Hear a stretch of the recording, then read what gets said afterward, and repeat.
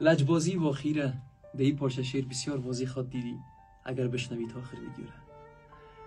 شاعر بسیار زیبا میگه که بیزارم از گناه ولی دوست دارمت، هر چند اشتباه ولی دوست دارمت، بی حرف عاشقانه و بی هم قدم شدن، بی آن که یک نگاه ولی دوست دارمت، هر چند بی زمان و مکان بی مقدمه، هر چند نابگاه ولی دوست دارمت.